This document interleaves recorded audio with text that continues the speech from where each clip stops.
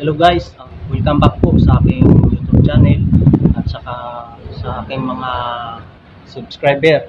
Magandang tanghali po sa ating lahat mga idol. So ngayon, bali may gagawin po akong table na maliit lamang po. Ang gagawin ko po dito ay babarnisan ko po at ang kulay niya po ay natural varnish lamang po. At ang ating gagamitin mga guys ay itong Boysin na sanding sealer at saka lacquer flow at high gloss clear lacquer at saka kailangan din natin ng lacquer thinner mga guys para pampalabnaw kapag tayo magtitimpla. Kung halimbawa isang galon na clear gloss, kalahating galon naman na lacquer thinner ang ihalo natin mga guys. Pagkatapos lalagyan po natin ng lacquer flow para hindi po mamuti kapag atin ito'y inisprehan. So dito naman po sa sanding sealer, ito ang ating unang gagamitin kapag tayo'y tapos na po magliha. Ito po yung ating i-spray mga guys. So yun lang po. Isa na po natin ang ating paggagawa ng table na varnish, natural varnish. Thank you so much mga guys.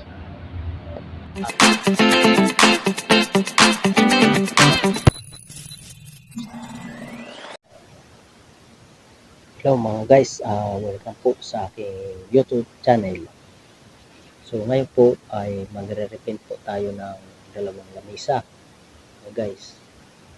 Ang una ko pong ginawa ay akin po itong minasilyahan yung mga dugtungan at saka yung mga pinagpapuan. Pagkatapos po nito mga guys, pagka natapos po natin masilyahan, ay atin naman po itong lilihain ng 80 na liha gamit ang sander.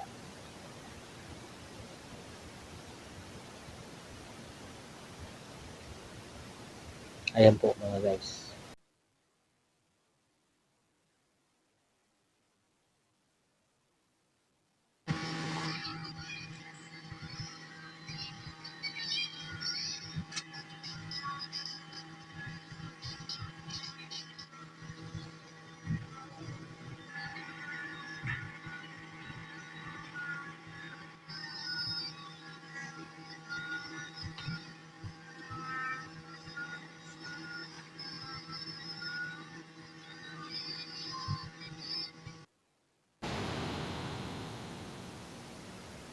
So ngayon mga idol ay pagkatapos ko pong lihain ay niliha ko po ng ano-mano. Pagkatapos ay atin naman po itong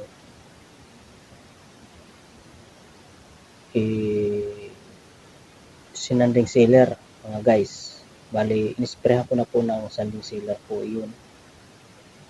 Hindi ko na po na ipakita kasi po akala ko'y bukas yung aking camera, yung pala hindi po. So, ang nangyari po, wala pong sanding sealer na naganap mga guys. So, ngayon po, pagkatapos ko pong isanding sealer ay pinatuyo ng kaunti. Pagkatuyo ay akin naman po itong nilihan ng 180 na liha mga guys.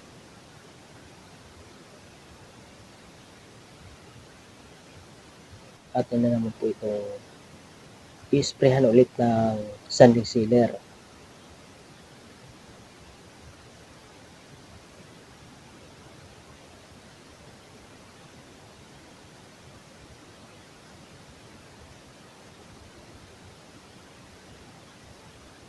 Kaya mga guys, maganda po ang ating pagkakaliha para mawala po yung gaspang. So ngayon po ating na naman po itong i-sprayan ng sanding sealer mga guys. Bali pangalawa na po spray na ito ng sanding sealer. Pagkatapos po naman nating sprayan ng sanding sealer mga guys, papatuyuin po natin. Pagkatapos po, pagkatuyo na po, ay atin naman pong lilihain ng 240. 240 naman po na liha ang ating gagamitin mga guys. Habang palapit po tayo sa finishing, ay papino naman po ng papino yung ating gagamitin na liha. Para kapag in-sprayan po, ay hindi po babakat yung liha na ating ginamit. Kasi mga guys, kapag magaspang po ang ating gagamitin na liha, pag halimbawa itinakot po natin yung varnish, ay bumabakat po yung liha na ating ginamit pag halimbawa magaspang. Kaya habang patagal ay papino naman po ng papino yung liha na ating gagamitin. Ganun lamang po ang diskarte mga guys, para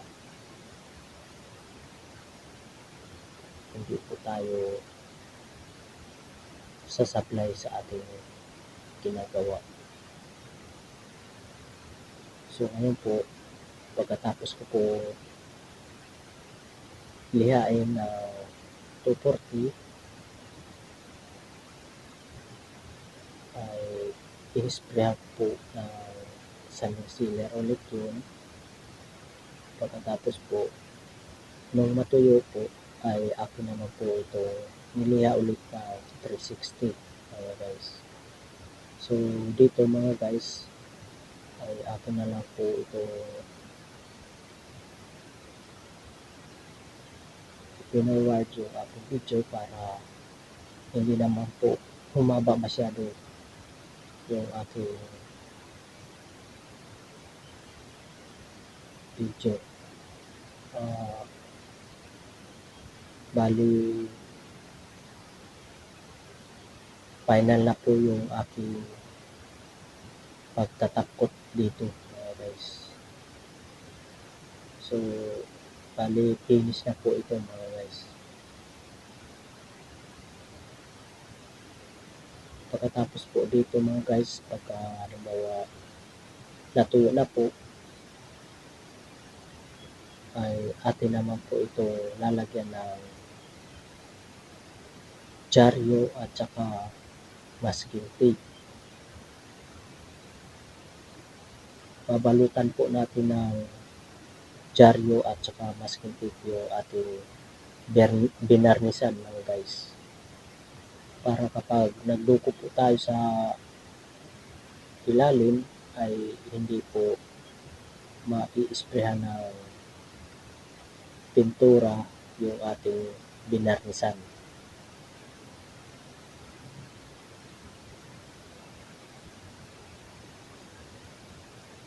Kailangan dito mga guys, kung hanggang saan yung ating idudukot, doon po natin titipan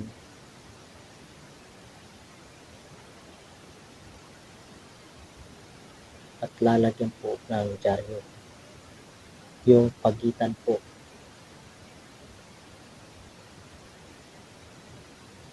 para pag nag-spray po tayo ay diretso po yung guhit. So nung natapos ko pong primeran mga guys, ay akin naman po ito minasilyahan ng putty white. Yung may mga damage.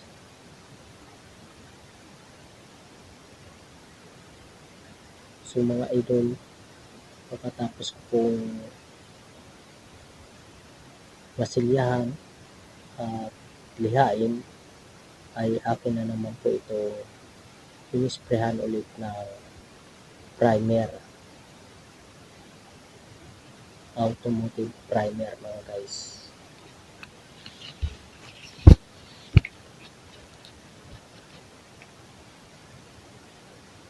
So dito mga guys, pagka halimbawa tapos na po natin primeran, so kapag mayroon pa ho mga lubog at may mga guhit pa ho, ay atin po itong iispatan ulit ng pangmasilya. So habang nagpapatuyo po po doon sa dalawang lamisa ay akin na po itong inisprehan na thrower guys. So inisprehan ko po ng automotive.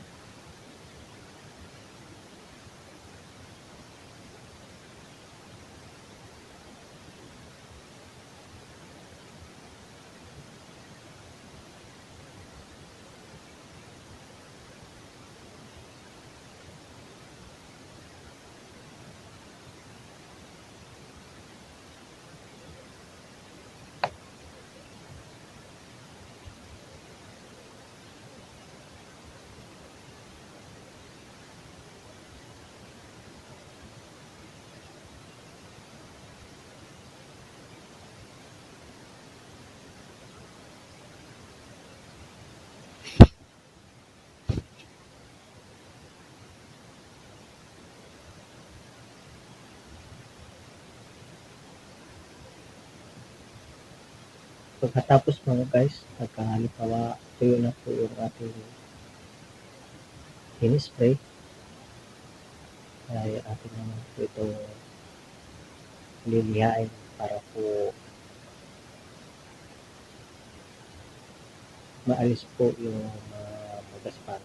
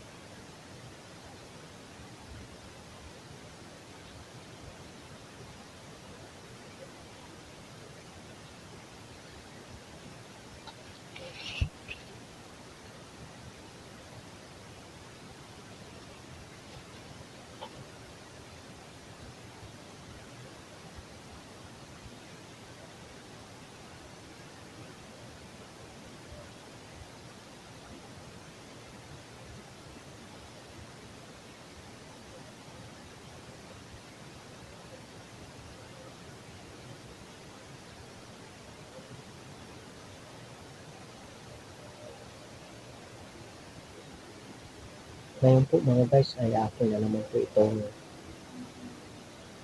inisprehan ng pang post coating.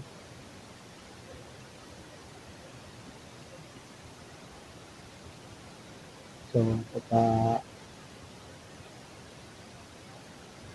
natuyo ulit ito mga guys ay atin na itong lilihain.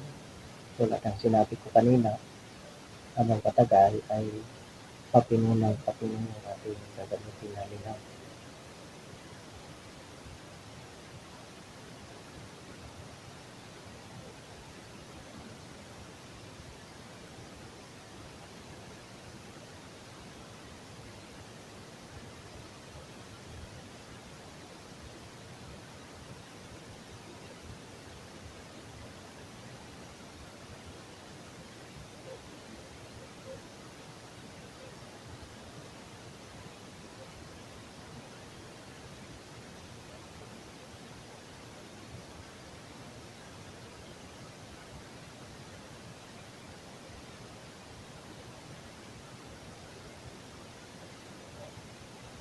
So dito mga idol ay atin na po itong ipipinis.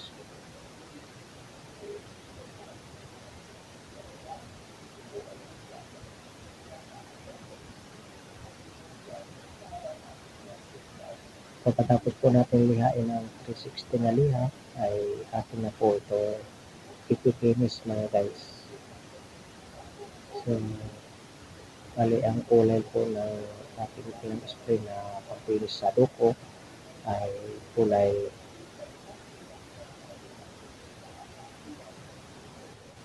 page lang.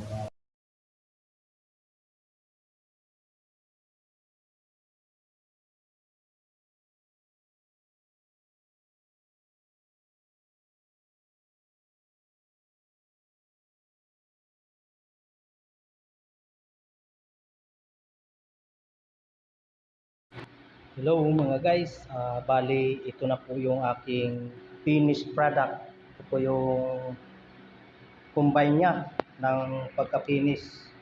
Bali varnish po sa itaas, sa pinakatap. Duko naman po sa ilalim. Ayan po yung kulay. Bali may drawer po dito. Isang drawer. Dito naman po, open lang po yan.